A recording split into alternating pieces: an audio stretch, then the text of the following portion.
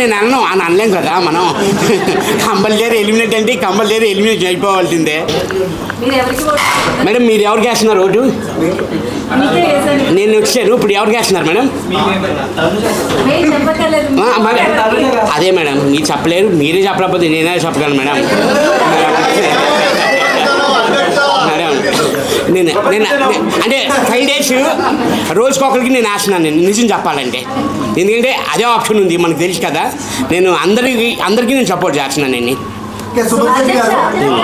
చాలా వరకు public relation ఏంటంటే సంజన కన్నా మీకే మంచి పబ్లిక్ లో నేమ్ ఉంది. సో సుమన్ శెట్టి గారు టాప్ 5 లో ఉంటారు అనుకుంటారు, కానీ సంజన గారు ఉన్నారు. సో మీకన్నా ఓటింగ్ తక్కువ ఉంది అంటే మా ప్రకారం, మా మీడియా వైజ్ గా. సో మీరు ముందు రావడానికి కారణం ఏమేమి ఉండొచ్చు సార్? అది చెప్తున్నాం కదా సార్, అది ఓటింగ్ వైజ్ వెళ్తున్నారు కాబట్టి మనం అది చెప్పలేము. ఎందుకంటే వాళ్ళే డిసైడ్ చేస్తారు కదా. ఆడియన్స్ ఓటింగ్ వైజ్ వెళ్తున్నారు. ఆ బిగ్ బాస్ టీం వాళ్ళే చూస్తారు కాబట్టి మనకి తెలియదు కదా సార్. అది బయటకు వచ్చే వరకు నాకు తెలియదు, మీరు చెప్పే వరకును ఓటింగ్ మీకు ఎక్కువ ఉంది ఆవిడకి ఎక్కువ ఉంది అన్నది నాకు తెలియదండి. ఇంక వాళ్ళు చెప్పింది మీరు వెళ్ళానంటే నేను వెళ్ళను అని అనలేం కదా మనం. కంపల్సరీ ఎలిమినేట్ అంటే కంపల్సరీ ఎలిమినేట్ అయిపోవాల్సిందే.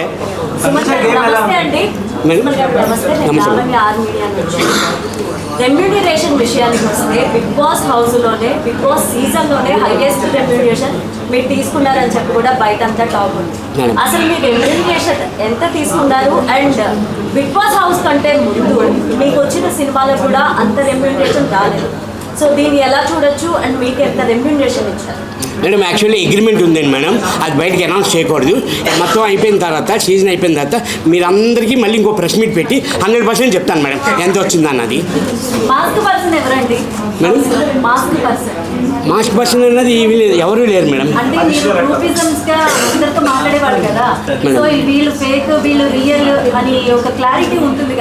అది యాక్చువల్లీ మేడం మాకు బయటకు వచ్చాక తెలిసింది. మేము రాకుండానే మీ అందరికీ తెలుసు కదా మేడం ఎవరు మాస్క్ మ్యాన్ అన్నది. మీ అభిప్రాయం ప్రకారం అంటే నేను ఇంకా చూడలేదు మేడం అవన్నీ. ఆ వీడియోస్ అన్నీ చూసి నేను మళ్ళీ చెప్తాను మేడం.